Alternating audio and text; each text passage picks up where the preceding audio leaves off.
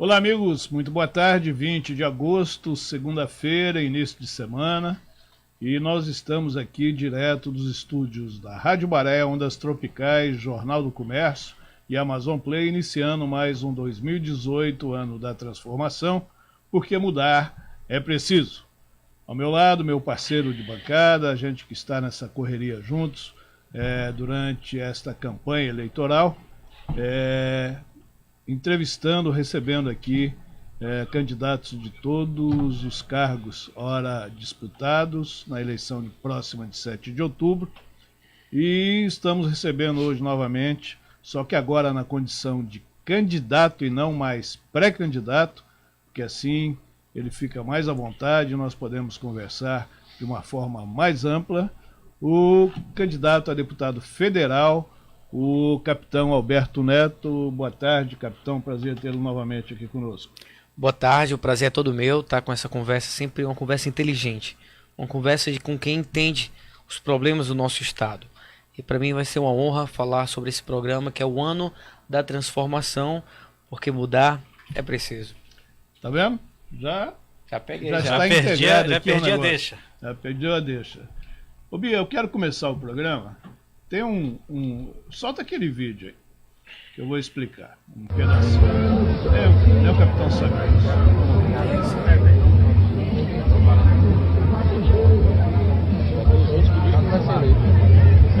Ele falou pra mim, o capitão só trabalha com Os mesmos que falam. Sempre aqueles que estão com medo, né? Vamos sim, com certeza. Esse vídeo foi feito no sábado. Sábado eu fui cobrir a carreata do candidato Jair Bolsonaro à presidência da República, como irei cobrir todas as carreatas dos candidatos a presidente que aqui em Manaus forem realizadas. E chego lá, encontro o símbolo brasileiro, a nossa bandeira, desse tamanho, e quando eu vejo lá uma pessoa pequenininha embaixo da bandeira lá, recebendo a pessoa, recebendo abraço, tirando fotos, dando autógrafo, que era o capitão Alberto Neto. E eu fiquei parado lá uns 10 minutos, e ele ficou mais de 10 minutos, saía um, entrava outro, ou seja, já estão chamando o senhor, capitão. O senhor é o Bolsonaro do Amazonas. O senhor está satisfeito com essa equiparação? Olha, eu acho um exagero, né? Eu acho que o Bolsonaro tem uma proporção muito maior, tem vários anos de mandato. Eu tenho uma carreira na polícia, um trabalho de segurança pública. Eu tenho propostas na área de segurança, sou um especialista nessa área. E quero contribuir muito com o meu estado, com o meu país.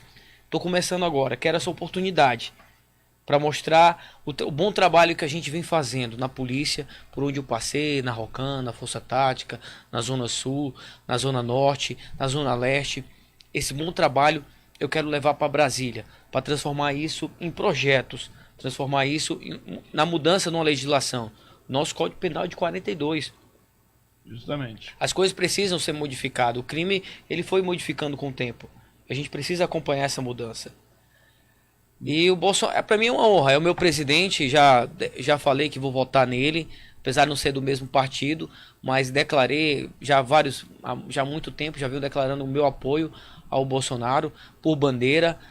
Porém eu não quero ser, como eu posso dizer, uma cópia dele, né? Não quero ser uma cópia. Eu tenho minha personalidade, tenho um trabalho desenvolvido, mas nós temos ideais parecidos da família. Foi nesse sentido que eu quis dizer, porque eu perguntei para algumas das pessoas que tiraram foto lá com o senhor, e o pessoal falava, o nosso Bolsonaro aqui no Amazonas. Tal. Falei, é uma honra para mim.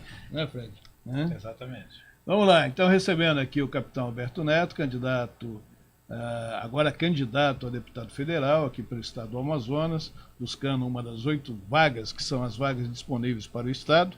Ele que esteve aqui no dia 1º de agosto, na condição de pré-candidato, agora está mais à vontade e o Fred Novaes vai fazer a sua primeira articulação com ele. Capitão, bem-vindo mais uma vez aqui ao nosso espaço, essa parceria Amazon Play e Jornal do Comércio. A minha questão, eu acredito que o senhor esteja acompanhando o Brasil inteiro, o mundo inteiro, na verdade, está acompanhando a situação de conflito na fronteira por conta da crise com os venezuelanos, principalmente nas cidades mais próximas à fronteira, como Pacaraima. Sim. E diante da omissão do governo federal para oferecer realmente uma solução de interiorização desse pessoal, ninguém critica aqui a questão humanitária, que realmente a chegada dos venezuelanos é parte de um projeto de você entender que são pessoas sofridas que estão buscando um espaço no mundo. Mas, independentemente dessa primeira reflexão, o governo federal, o Estado brasileiro foi omisso na questão de buscar uma solução a fim de diminuir a tensão e o conflito naquela região.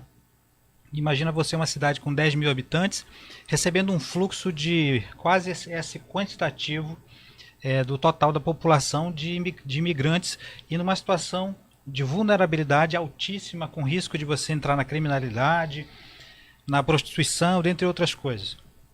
E o governo federal não efetivou uma política realmente de interiorização desse pessoal a fim de distribuir e não deixar esse ônus, esse peso para o estado de Roraima e para os roraimenses. E a pergunta que eu faço para o senhor, como é que o senhor vê esse tipo de situação? E na sua avaliação, o que é preciso fazer emergencialmente para apagar esse incêndio? Primeiro, mais uma vez, o Estado permanece omisso nas questões prioritárias, questões básicas, que é saúde, educação, segurança. E a Venezuela já vem mostrando o problema há muito tempo, não é de agora. Essa política de esquerda comunista no país levou o país à miséria total. O salário mínimo na Venezuela hoje é R$4. Imagina você ter R$4 para você passar todo o mês. É uma situação deplorável. E os venezuelanos pediram socorro ao Brasil. Lembrando que esse governo é o governo que o nosso ex-presidente Lula, a Dilma, apoiava e trocava as relações comerciais, mostrando qual era o destino do nosso país. Nosso país estava para virar uma Venezuela, se a gente continuasse nesse caminho da esquerda. Eu vejo que nós temos um problema. Roraima pede socorro. Pacaraima lá tá um caos. Para você entender o que foi que aconteceu no sábado, foi que um brasileiro foi assaltado e o brasileiro reconheceu que eram 4 venezuelanos. Eu até não sei se ele veio a falecer ou ele estava em estado grave de saúde. E a população se revoltou e queimaram os acampamentos de venezuelanos que estavam lá e vários se retiraram, voltaram de novo ao seu país. É uma situação muito triste, deprimente, mas lembrando que isso acontece aqui em Manaus. Quando a população pega um bandido na rua, senta o cacete no bandido e depois a polícia que vai para salvar o bandido. É incrível, a polícia chega para salvar. Porque há um caos na segurança pública do nosso estado e de Roraima também não é diferente, porque nós fazemos a fronteira e Venezuela tem um problema, que lá tem uma quantidade enorme de fuzil, lá tem uma produção de droga altíssima e o nosso muito próximo. A fronteira, né, da Venezuela está muito próxima aqui ao nosso estado. Então Roraima tem muito a ver com a segurança do Amazonas. Estão vendendo fuzil a preço de banana na Venezuela. Eu complemento essa informação em cima da pergunta do Fred, capitão. O senhor que é um homem de segurança... Vou já responder, não respondi ainda. O senhor que é um homem de segurança pública, eu já venho alertando, e hoje de manhã eu fiz um comentário aqui no plantão JC Amazon Play, justamente sobre isso, onde eu complementei com o seguinte: a mídia vem alertando já. Obviamente existe o problema social, né? Nós temos que entender, são nossos irmãos que estão saindo dessa miséria que está implantada lá na Venezuela. Mas, o que acontece? O Serviço de Segurança da Venezuela não está emitindo nenhum tipo de documento, nós não temos, as autoridades brasileiras, como consultar o senhor José Maria de Aguilar, que está atravessando a fronteira, se esse cidadão tem algum problema com a justiça. Ele pode ser um bandido na Venezuela e está entrando no Brasil como se fosse um refugiado e os demais. Então, se nós não estamos dando conta dos nossos bandidos aqui, nós vamos ter que tomar conta dos bandidos também que vêm lá do outro estado, como aconteceu agora em Pacaraima. Isso eu acho uma situação gravíssima. Gravíssimo. Perfeito. Tem que ter controle.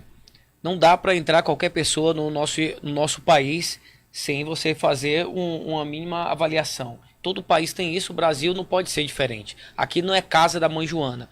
E sobre a interiorização dos venezuelanos, é um assunto muito interessante.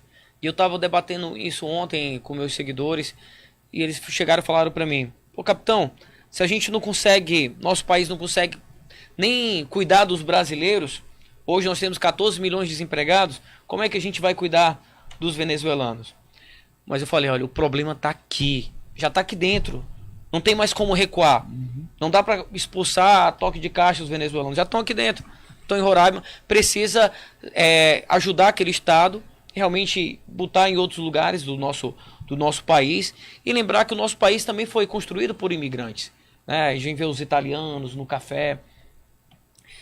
Por exemplo, aqui o Amazonas é um estado que precisa cuidar mais da parte do setor primário, por exemplo, que os nossos prefeitos, muitos prefeitos corruptos aí acabaram com essa situação para trazer o povo, a população para a cidade, para escravizar a população tendo um emprego na prefeitura. E eu, por essa andança que eu estou na campanha, observando várias cidades do nosso estado, isso me deixou muito triste.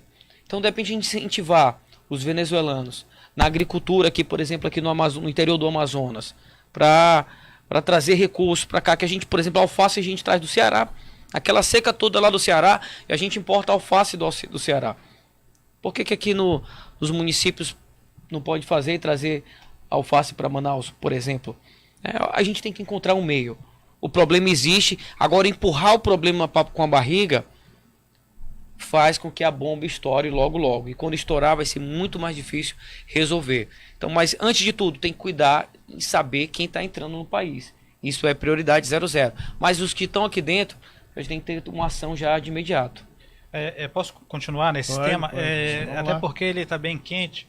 Aí a gente tem duas situações colocadas em pauta. Uma é o Estado de Roraima, que mais uma vez, através da sua procuradoria, entrou com um pedido no STF para tentar impor limite à entrada de imigrantes venezuelanos no país, e o governo federal, já numa medida de cima para baixo, já disse que isso é inviável. Você não tem como colocar esse limite, você não tem como criar esse tipo de bloqueio ao ingresso dos venezuelanos. Mas aí a gente tem um conflito. De um lado, tudo bem, a gente entende a questão humanitária, que não tem como você bloquear a entrada dos imigrantes que vêm realmente como refugiados de uma crise econômica que a gente não tem nem consegue dimensionar, mas a gente consegue imaginar. Por um lado temos, mas por outro lado a gente tem uma situação de uma crise econômica e social também nos municípios roraimenses que a gente também muitas vezes não consegue dimensionar. Porque uma cidade de 10 mil habitantes, de repente passar a ter 20 mil, e 20 em estado de risco, em estado de dependência de uma assistência tão grande, realmente assustador. Além das doenças, né? Além de tudo que realmente altera, o impacto ambiental, social, econômico é gigantesco. Então a minha pergunta é: como é que você, capitão, vê essa situação e esses dois lados? Na sua avaliação, o que poderia ser feito? Atender ao pleito do governo roraimense, que na verdade eles querem uma contrapartida, permita, desde que você garanta o governo federal essa interiorização para outros estados, ou liberar, não permitir de maneira nenhuma algum tipo de regulação da entrada nas fronteiras? Primeiro tem que ter uma regulamentação. Não dá para entrar no país aqui, não é casa da mãe Joana. Tem que entrar de forma regulamentada, tem que ter. Você não entra nos Estados Unidos de qualquer jeito, né? Você tem que ter o passaporte, tem que tirar o visto, tem vários fatores para você entrar. Saber se não vai entrar nenhum bandido. Agora o problema já está aqui. Primeiro tem que já sanar. Eu acho que o controle tem que ser imediato. Como um município lá de Pacaraima, de ter 10 mil, no outro dia passar 20 mil. Aí, como você falou, não tem saúde para todo mundo, não tem educação, não tem emprego, e o caos se estabelece. A segurança pública não é só a polícia, tem todos esses fatores que envolvem a segurança pública. Então lá está um caos. Pacaraima, e ontem na live que eu fiz na minha página, várias pessoas de Pacaraima entraram pedindo socorro. Capitão, aqui está em estado de calamidade. Então o governo federal precisa agir. A governadora de Roraima já tinha pedido há 2 anos, pedindo o policiamento da Força Nacional para aquele local. Já vem fazendo vários pedidos, mas mais uma vez o governo quer tampar o sol com a peneira, quer empurrar com a barriga até ver onde dá, e o problema vai se agravando, e agora está nesse estado. Agora virou um problema policial, né? Porque eu acho que não é papel da polícia resolver esse tipo de problema antes de chegar na situação em que chegou. É um problema social que a presidência da República teria que ter dado um apoio e encontrado uma solução. Eu sei que já foram feitos alguns voos, tem uma operação que está sendo, inclusive, conduzida pelo Exército Brasileiro, a Operação Acolhida, que está fazendo uma seleção dessas pessoas, estão encaminhando para outros estados. Mas nós tivemos recentemente, para não perder meu raciocínio, Fred, vamos lá. Nós tivemos o problema do Haiti aqui também. Sim. Quantos haitianos, capitão, nós recebemos? A entrada foi lá pelo Acre, né, por Rondônia, e agora nós temos aqui o problema com a Venezuela. Quer dizer, o Brasil está se tornando, como a Europa também, recebendo uma quantidade de imigrantes incalculáveis.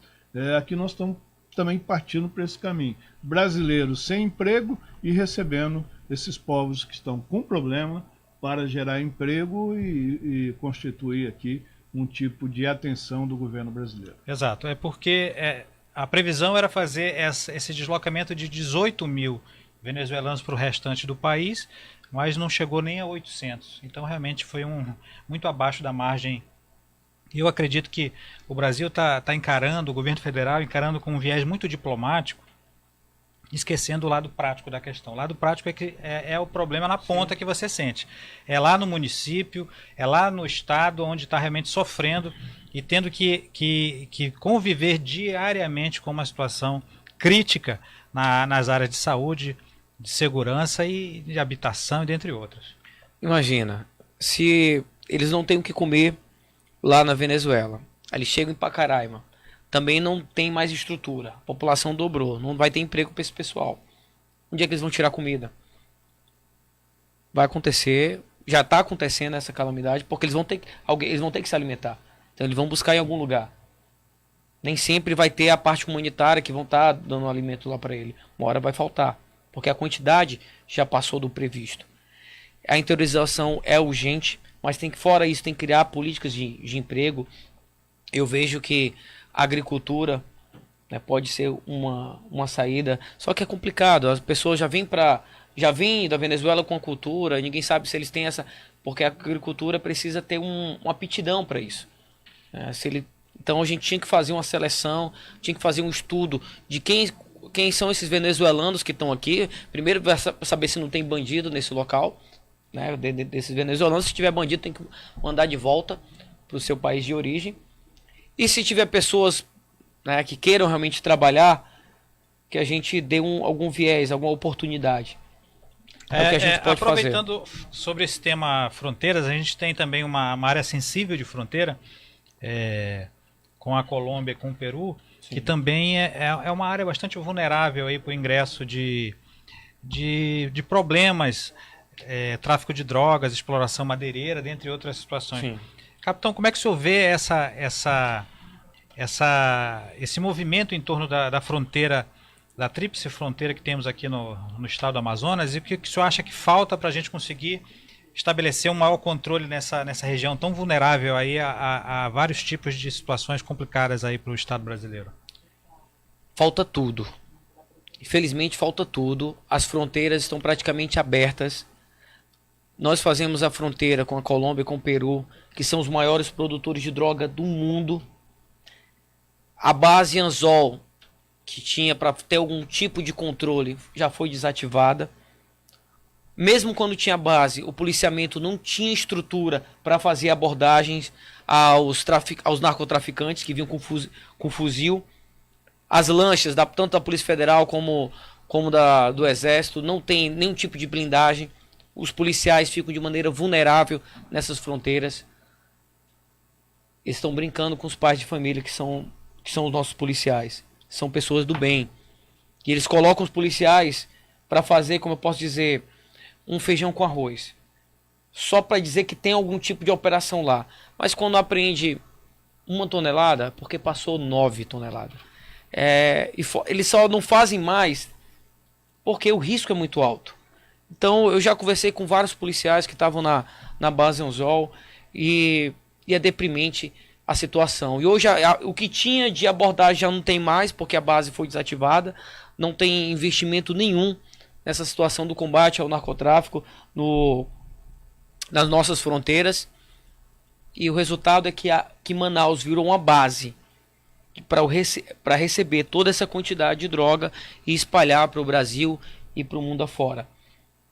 Ou a gente cria uma política séria do combate ao narcotráfico, e isso tem que ser nas fronteiras, criar um policiamento especializado nesse combate, com material, com fuzil, com a lancha especializada, com base em outros pontos, porque não tem segredo para ninguém, são nossos rios, são os nossos grandes rios que passam.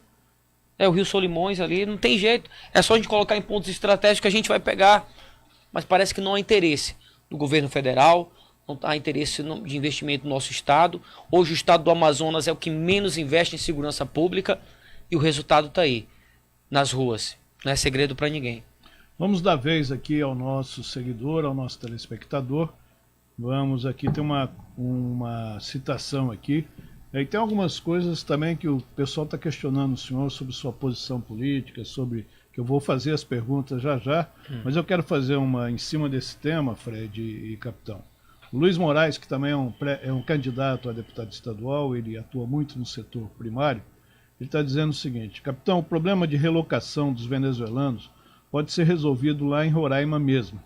Lá foram criados pelo governo federal, pelo antigo governo, na época do governo Lula, inclusive, e eu acho que o Fernando Henrique também assinou alguma coisa nesse sentido. 4 reservas indígenas: São Marcos, Raposa, Serra do Sol, Waimiri, Atuari e Yanomami. Foram destinados para os índios, que era um total de 18 mil índios. Estou pegando aqui, que entrou aqui, está mais aqui em cima. Aqui. Foram destinados 700 mil hectares. Eu me lembro nessa época, inclusive, Roraima era para ser um grande produtor de arroz. Né? Tristeza, nós tínhamos lá uma estrutura muito bem montada de produtores de arroz, que foi justamente desativado tudo isso, um prejuízo enorme para os agricultores, para entregar 700 mil hectares para 18 mil índios. Então, eu acho que isso foi uma política errada. Nós somos contra o índio? Não, mas acho que é muita terra para pouco índio. Né? Eu acho que a coisa deveria ser proporcional e equalizada até para desenvolver a economia lá do antigo território de Roraima e hoje Estado. Eu queria a sua opinião sobre isso. Sim, o nosso país é um país muito rico. Nosso país é um país que tem tudo para ser muito grande. Então observe que lá em Roraima mesmo tinha condições de alocar esses venezuelanos colocando para trabalhar essa grande quantidade de terra produtiva. Sim. Né? Mas precisam por uma política séria. O governo federal vai ter que intervir aí, porque já é uma área, um território federal que já foi passado para os indígenas. Isso né? É irreversível, né? Então já não tem. Mas tem a pressão internacional em cima do Brasil. Mas tem muita área, não tem só em Roraima, mas tem área pra caramba para ser trabalhado. O país, ele tem uma vocação para o agronegócio muito grande, o nosso país. A gente pode explorar até mais isso. Aumentar a produção de grãos. Sim. Fred agora, e depois eu faço aqui do internauta mais uma colocação. Perfeito. Outra dificuldade que a gente percebe e que deixa, na verdade, principalmente as áreas no interior do estado vulneráveis, é a falta de você ter uma economia forte no interior. Isso acontece no estado do Amazonas, talvez muito pela efervescência que temos na capital econômica, que de certa forma centraliza muito a economia direcionada para cá, as atenções e tudo mais. Como é que o senhor vê essa questão, essa dificuldade? O senhor mesmo falou aí ainda há pouco que nas suas andanças aí já em pré-campanha, em campanha, esteve bastante nos municípios. Como é que o senhor está vendo essa situação? Quando o IBGE mostra, por exemplo, que muitos municípios estão ampliando o nível de favelização, a gente vê o desemprego crescente e também os indicadores de violência chamando a atenção em muitos municípios. Como é que o senhor vê essa questão da dificuldade de você interiorizar o desenvolvimento e a economia do estado do Amazonas? Eu vejo com muita tristeza e raiva ao mesmo tempo. Tristeza por ver o nosso povo sofrendo na miséria. A favelização é muito grande nos interiores, em vários municípios, são muitos mesmo. O Amazonas, ele concentrou toda a sua energia para a Zona Franca de Manaus. E esqueceu de lembrar que a Zona Franca é temporária. Ela pode acabar daqui a alguns anos. E tem uma política muito forte lá dos deputados lá de São Paulo, por exemplo, que fica sempre com a rivalidade. A gente tem que criar outra forma econômica que traga riqueza para o nosso povo. Agora vou esquecer agora um pouco Manaus, vamos voltar para o interior. E como é que a gente vai trazer riqueza para esse nosso povo? Não dá, é só você imaginar. Como é que nós temos a maior biodiversidade do mundo? Nós temos a maior riqueza desse planeta aqui nas nossas mãos. E por que a gente tem um povo tão pobre, tão em estado de miséria? A legislação ambiental também atrapalha muito o desenvolvimento. Por exemplo, a BR-319 a gente não consegue terminar. Lógico, fora a questão da corrupção, nós temos uma legislação que sempre impõe dificuldade. Nós temos uma legislação que às vezes valoriza mais uma árvore do que um homem. Quantos recursos minerais temos no nosso estado que a gente pode desenvolver de maneira sustentável? Aqui na Nicarágua foi feito isso. Você consegue desenvolver, explorar as riquezas que a floresta te dá, tanto os recursos, inclusive os recursos minerais. E esse recurso tem que ficar com o povo que mora naquele município. Que a gente não só explore de maneira para acabar, mas que uma fatia é explorada, outra fatia é recuperada e você faz um ciclo de sustentabilidade. A gente tem que desenvolver. Eu acredito que nós precisamos criar o conhecimento, incentivar a criação do conhecimento, uma universidade da biodiversidade, para que esse conhecimento não fique para o estrangeiro. As ONGs internacionais vêm aqui, roubam o conhecimento e não deixa nada para o nosso povo. Que a gente crie o conhecimento através da nossa capacidade de incentivo, né, tanto nos recursos, pode ser farmácia, pode ser na bioeconomia, a gente pode gerar economia para os nossos municípios. O que não pode é deixar os municípios na mão do prefeito. A única economia que tem praticamente na grande totalidade dos municípios amazonenses é a prefeitura daquele próprio município. Que é o grande empregador, né? Que é o grande empregador. Isso não dá. Isso é escravidão. E o prefeito se acostuma, porque se mantém no poder, com esse poder de empregar a população que vive, e o povo fica na miséria, porque não tem emprego para todo mundo, né? E quando tem emprego, o salário é muito baixo. Eu estava falando com um pescador ontem, um pescador lá de Fonte Boa. Ele: capitão, a gente não quer seguro defeso. A gente quer ter a oportunidade de colocar nosso filho na universidade. A gente quer ter a oportunidade de prosperar. Não dá para criar uma política só de assistencialismo. A gente tem que fazer o nosso pescador virar empresário. Que ele possa organizar o peixe. A gente compra peixe de Porto Velho. Eu tenho um amigo despachante, ele compra peixe de Porto Velho. Não dá para aceitar isso. Realmente a política aqui de criação em cativeiro de peixe esbarra em muita burocracia e muita situação. Isso eu já canso de falar aqui, produtores amazonenses, e aqui na editoria do JC a gente sabe disso, já foi feita matéria sobre isso, foram produzir peixe lá em Roraima, porque as facilidades lá são muito grandes comparadas com as dificuldades encontradas na aprovação de projetos. Ontem eu assisti até uma matéria, foi domingo, não sei se foi no Fantástico ou na Record, lá na China, um lugar assim muito bonito, uma extensão assim incalculável de criadores de peixe em cativeiro, porque o volume que precisa de produção lá ultrapassa os recursos naturais. E aqui nós temos todos esses problemas. Capitão, a gente aqui tem os recursos, mas não tem o interesse de fazer. Né? De fazer. Tem uma pergunta aqui que eu quero que o senhor responda, que é justamente, estão dizendo o seguinte, que ele era um eleitor seu, mas depois que ele viu as alianças que o seu partido fez, principalmente com pessoas que são corruptas, já ele perdeu essa confiança, ele não pode aceitar as alianças do seu partido. Eu queria que o senhor comentasse isso, por favor.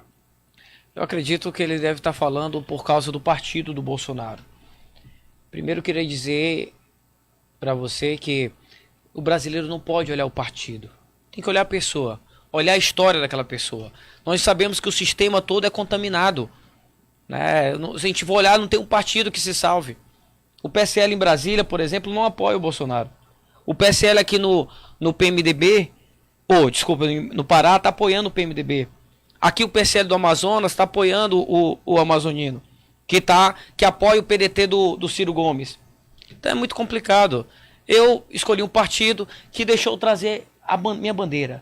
A bandeira de apoiar meu presidente, que é o Bolsonaro.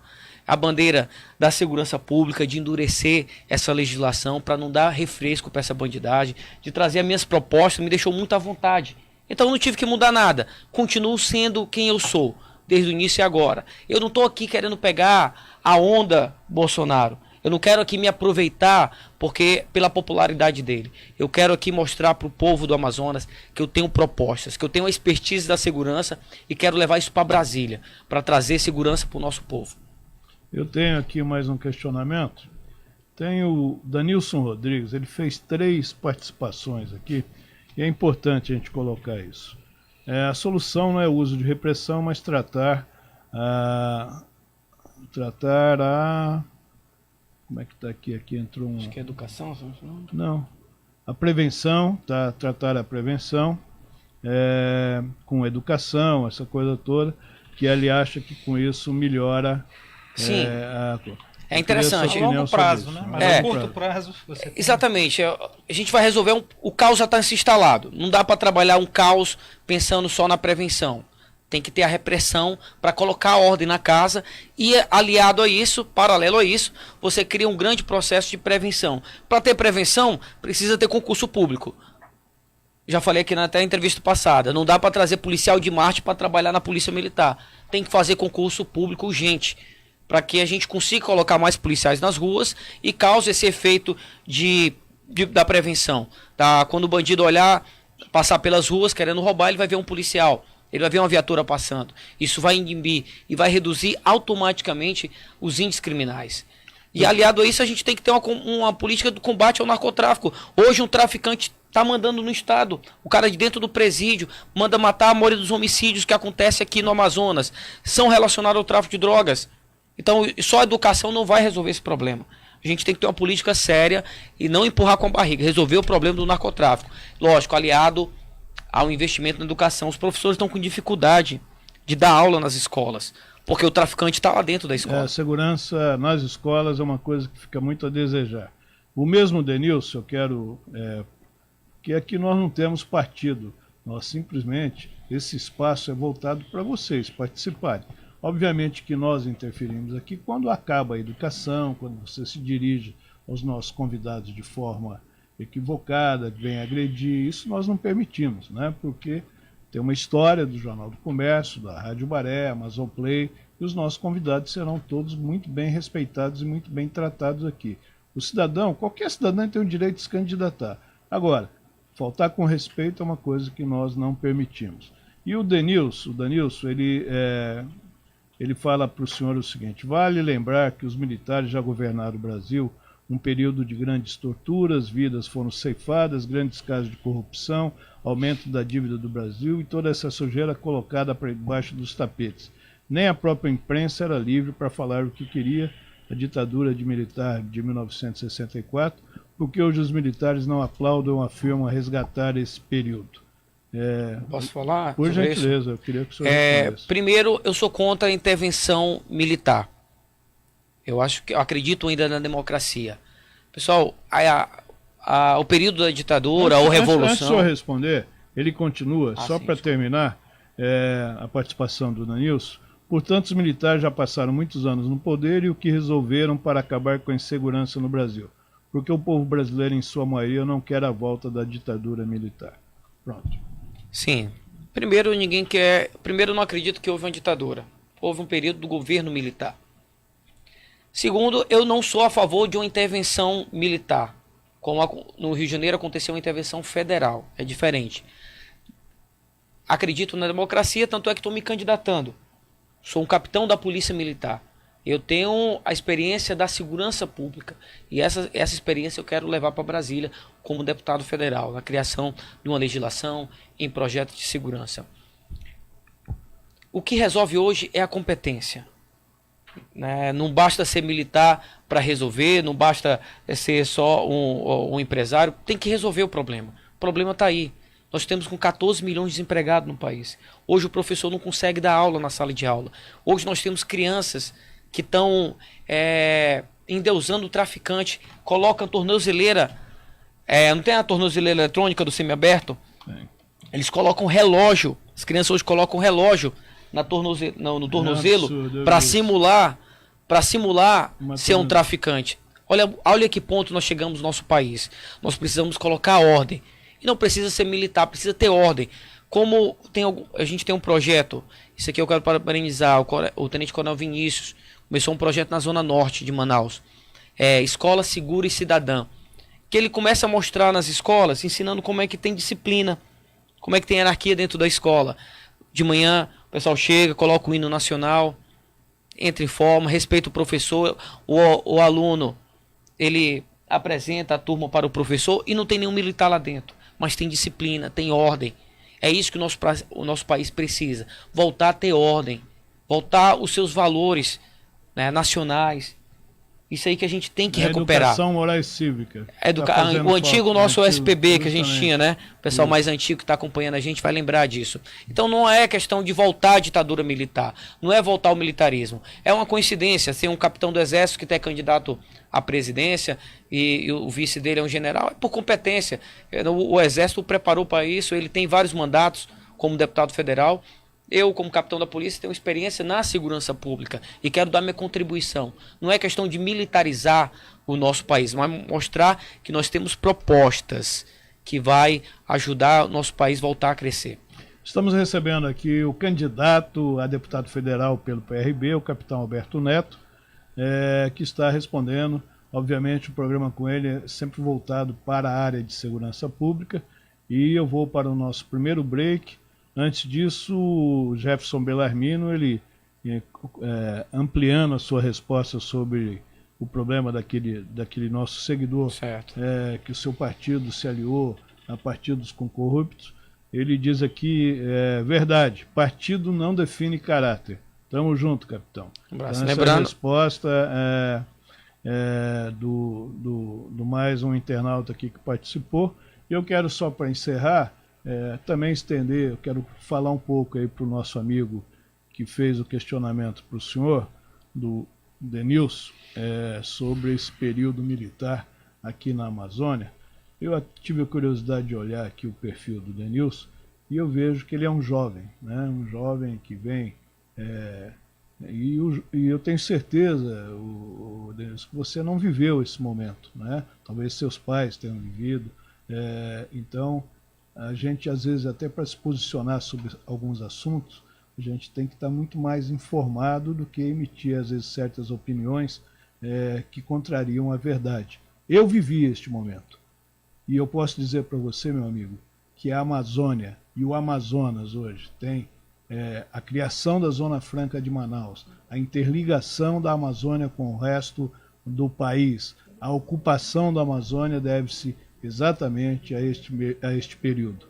Antes da Zona Franca de Manaus, nós vivíamos aqui o período apenas do extrativismo e nós não tínhamos a pujança que o estado do Amazonas tem hoje perante a nossa economia e todos nós, as faculdades, as universidades que foram criadas, gerando aqui estudo e formação para todos vocês. É só um lembrete a você, complementando aí a resposta do capitão, porque eu vivi esse momento e eu tenho certeza que ele foi muito bom para a Amazônia. Eu volto daqui a pouco com o segundo break aqui de 2018, o ano da transformação. Por que, Fred? Porque mudar é preciso. É isso aí. Até já.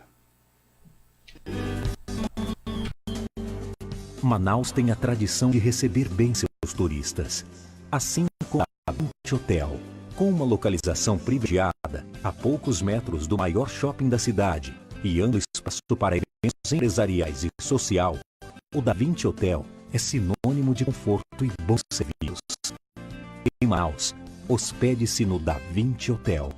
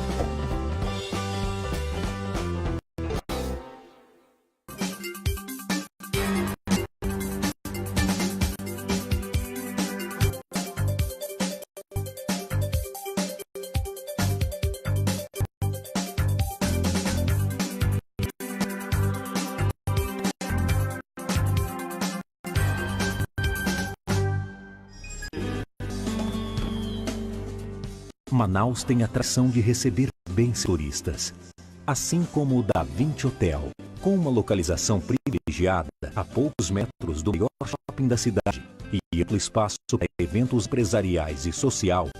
O Da Vinci Hotel é sinônimo de conforto e bons serviços. Em Manaus, hospede-se no Da Vinci Hotel.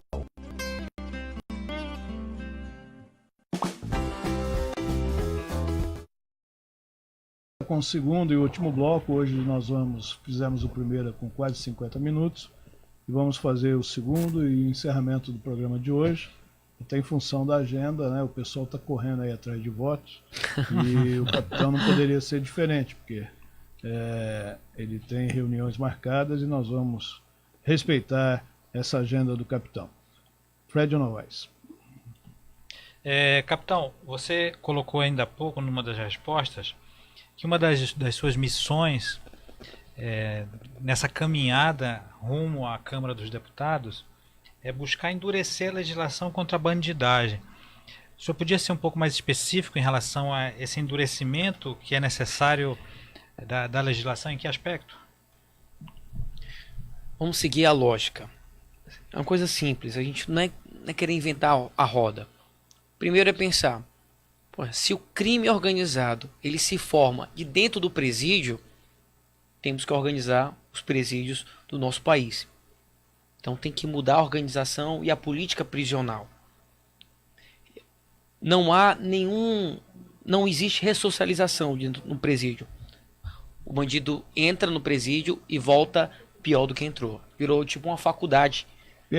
PhD do crime. Se o cara entra um traficante pequeno, sai um traficante de grande porte, porque ele sabe todos os contatos, como fazer o seu negócio crescer. Eu acredito muito que o preso precise trabalhar, porque eu aprendi com meu pai que o trabalho dignifica o homem. Então não existe uma ressocialização se ele não estiver trabalhando. Mente vazia é a oficina do diabo. E hoje no presídio ele passa o dia consumindo droga, vendendo, arquitetando só o que não presta. Então precisa organizar. Para ter ideia, para uma facção criminosa entrar no nosso estado, ela primeiro tem que entrar dentro do presídio. Ela primeiro precisa comandar um presídio para depois se apossar do nosso estado. Então a gente já sabe que o crime organizado está dentro do presídio. Não tem bloqueadores de celulares, então os presos ficam à vontade. Então por isso que há essa sensação de enxugar gelo. Porque a gente não vai na raiz. Segundo, é organizar a progressão da pena. Hoje o bandido brasileiro, ele se sente muito confortável. Ele sabe que a pena que ele pega, ele pode isso ser diluída. Ele com um bom advogado, ele consegue reduzir. Então o cara é condenado a 25 anos, por exemplo, matou uma pessoa, tirou uma vida. Às vezes ele paga 8 anos de pena. Isso causa um efeito muito negativo na segurança pública. Não há uma sensação punitiva do Estado. Então, isso provoca também uma sensação de enxugar gelo, porque isso facilita de novos criminosos entrarem. Te pergunto se o outro brasileiro já voltou lá para Filipinas, levar droga para lá. Nunca mais, né? Nunca mais ouvi falar. Tem até mais um para ser julgado lá, que eu acho que é uma mulher que está lá ainda. Lógico. E aí acaba. Só o endurecimento da lei, ela não resolve. Mas são um conjunto de fatores. Agora, o endurecimento da lei, ela é fundamental. Principalmente no combate ao crime organizado, que provoca toda essa calamidade do número de homicídios do nosso estado. Hoje o Brasil está com a média muito acima que a ONU permite. Né? Que a ONU olha como de maneira aceitável. Mostra o Brasil no caos na segurança pública. E esses homicídios é causado pelo crime organizado. São quase 64 mil homicídios no ano passado. É um número muito alto. Fred, se permite, eu queria fazer até uma pergunta aqui prática. Eu não sei nem se o capitão vai gostar da minha pergunta, mas eu tenho que fazer. Não, é bom né? assim. Mas vamos supor, o senhor é eleito deputado pelo Amazonas, tá? E o governador que foi eleito agora no dia 7 de outubro, não importa que partido, quem quer que seja, mas o senhor eleito vai tomar sua posse lá como deputado federal pelo estado e lhe formalizam, o governador eleito formaliza ao senhor um convite para o senhor ser secretário de Segurança Pública do estado do Amazonas no governo que vai se iniciar em janeiro. Se o senhor aceitar, qual seria a primeira medida que o senhor iria tomar como o mandatário maior da segurança pública no estado do Amazonas?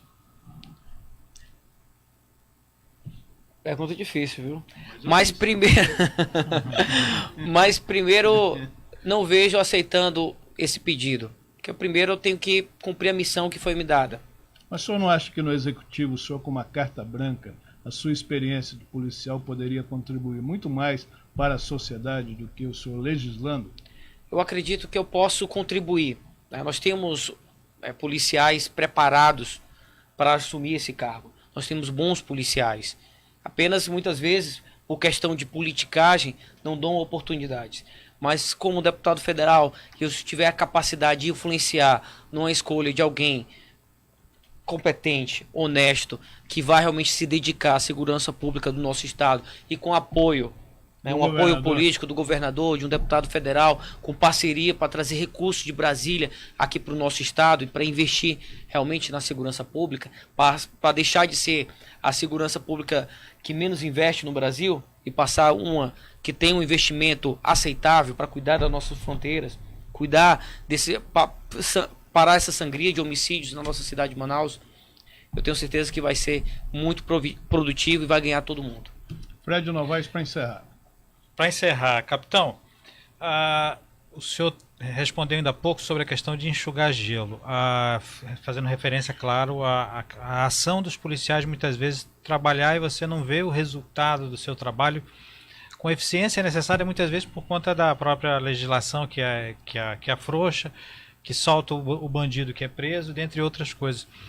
Essa frustração de enxugar gelo talvez seja responsável, na sua avaliação, pelo fato de hoje a gente ter como nunca, ou pelo menos não do meu conhecimento, não sei se do Oswaldo, de ter tanto candidato policial pleiteando uma vaga nas eleições para sair talvez de onde estão, para estar numa outra frente, para fazer exatamente com que a categoria pare de enxugar gelo?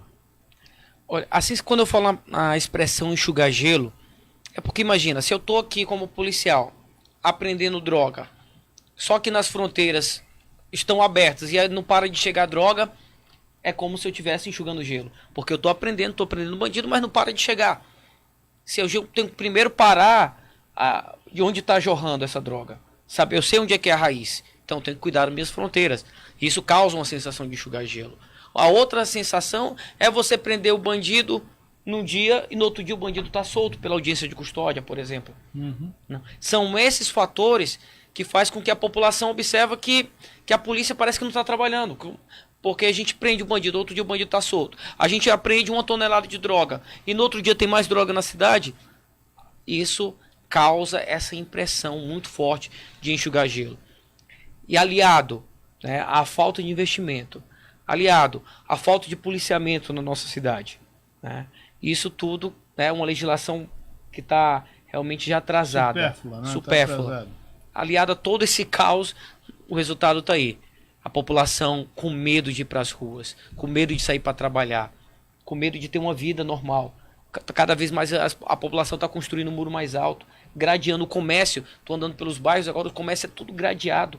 Parece que a população que está no presídio e o bandido que está nas ruas. Muito bem, capitão. Agora a palavra final é sua. Você pode se dirigir aos nossos seguidores para as despedidas, que sua assessora está se coçando, né? Ela fala, ele tem que ir embora, ele tem que ir embora, entendeu? Então, o senhor sabe que numa campanha o assessor manda mais que o candidato. Né? Verdade. Então vamos lá, capitão. Primeiro, eu quero agradecer mais uma oportunidade de estar aqui no Amazon Play, nesse programa que é maravilhoso, um programa muito inteligente. Então tenho que vir aqui preparado mesmo para saber, para não gaguejar, para saber realmente que os problemas que tem no nosso estado, esses apresentadores aqui conhecem a fundo. Então para mim é uma honra estar com vocês aqui, aprendendo sempre um pouco mais. E falar para a população, nossos internautas que estão nos acompanhando, que nós precisamos mudar. Mudar é preciso. Eu sempre estou repetindo muito essa frase do Einstein. Loucura é fazer a mesma coisa e esperar diferentes resultados. Se você tem uma receita de bolo, o resultado vai sair bolo, não vai sair outra coisa. Então se a gente continuar com o que está aí, o resultado é esse que está aí. Nós precisamos mudar é preciso. E com isso não podia estar de braços cruzados, observando que os nossos policiais estão todos os dias sendo caçados pelo narcotráfico. Morre mais de um policial por dia no nosso país. O caos na segurança pública está instalado. E eu, como sei os problemas, não poderia ficar só com minha função policial por ter essa popularidade nas redes sociais. Então hoje sou candidato a deputado federal. Meu número é 1000 e eu queria pedir o voto de vocês, a confiança. E garanto que eu não vou decepcionar. Ok. Recebemos aqui então o candidato a deputado federal pelo PRB, o capitão Alberto Neto. Algum comentário aí, Fred Novaes? Não, mais uma vez eu agradeço aí a presença do capitão. Sempre respostas que enriquecem aí o nosso seguidor, que busca se informar para escolher usar sua arma no dia 7 de outubro para fazer a melhor escolha nessas eleições. Muito bem. Participação do Fred amanhã, pela manhã, no plantão JC Amazon Play. Eu não vou estar presente, o Fred que vai tocar o barco aí. Quem você recebe amanhã? Qual articulista, Fred? Olha, amanhã a gente tem a satisfação de receber o Pedro Lindoso, que escreve as crônicas domingueiras do Jornal do Comércio, sempre muito interessantes. O Jornal do Comércio é um dos poucos jornais ainda que dão espaço para crônica. O jornal diferenciado. E é uma crônica especial, porque o Pedro Lindoso é filho do ex-governador Lindoso. Exatamente, e ele faz uma homenagem a seu pai nesse dia de amanhã, que ele completaria mais um aniversário, se estivesse vivo. E a gente vai ter a oportunidade de conversar com ele, trazendo muito da história de vida, da experiência que ele teve aí. E certamente vai ser um programa imperdível aí para quem gosta de se aprofundar na história do Amazonas, na história da política do Amazonas. Muito bem.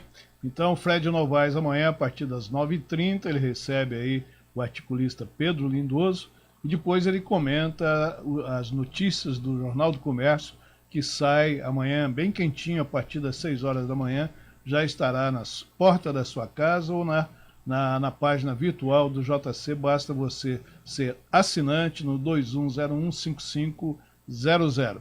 Ok, então, e eu quero aqui terminar dizendo o seguinte. O programa 2018, ano da transformação, porque mudar é preciso, ele foi justamente criado para que durante esse período eleitoral nós pudéssemos receber aqui candidatos a todos os cargos eletivos agora na eleição de 7 de outubro. Nós iniciamos com a frequência de segunda, quarta e sexta, mas após as convenções, os pedidos para participar têm chegado aí uma quantidade muito grande e nós queremos dar o maior número de oportunidades possível. Mas nós estamos justamente aqui também, um compromisso que assumimos durante a pré-candidatura. Todos aqueles que aqui estiveram como pré-candidatos estão retornando como candidatos. Esse foi um compromisso assumido pelo Amazon Play TV Digital, Jornal do Comércio e Rádio Maré, e isso será cumprido na ITER. E a partir da semana que vem, então, nós estaremos aqui, em vez de ser segunda, quarta e sexta, segunda, terça, quarta, quinta e sexta, para poder ampliar, então, a oportunidade para que os candidatos venham aqui expor a sua condição, o porquê quer ser eleito para um cargo eletivo aqui em 2018. Eu agradeço mais uma vez a atenção. Quarta-feira nós recebemos quem, Jaqueline? Vamos receber o delegado Pablo Vitar. Não, Vitar é o cantor. Pablo Oliva, Oliva. meu Deus do céu, ele vai mandar me prender, porque é a segunda vez que eu estou na direito, mas eu vou recebê-lo aqui com o maior prazer. Ele que tem uma proposta também interessante, é um homem voltado para a segurança, candidato a deputado federal, e ele vem aqui, mais uma vez, então, já na condição de candidato, como o capitão aqui esteve conosco hoje. E na quinta-feira eu terei o máximo prazer em receber, às 7h30 da manhã, ao vivo estarei aqui, recebendo uma visita de cortesia que será feita pelo comandante militar da Amazônia, o general Nardi, que vem aqui bater um papo comigo às 7h30 da manhã, com o Fred também. O Fred vai dormir aqui quarta-feira, para ele chegar bem cedinho, porque general é assim, meu amigo. É verde oliva, pá, é continência, 7 horas, 7 horas, 7h02 é 7h02, não é isso? É isso mesmo. Como já dizia o general Mioto, quando aqui era comandante, o Exército 24 horas por dia, 7 dias por semana. Então, será muito bem-vindo o general Nardi, comandante militar da Amazônia, para conversar conosco na próxima quinta-feira, às 7h30 da manhã. Muito obrigado, um abraço e até mais.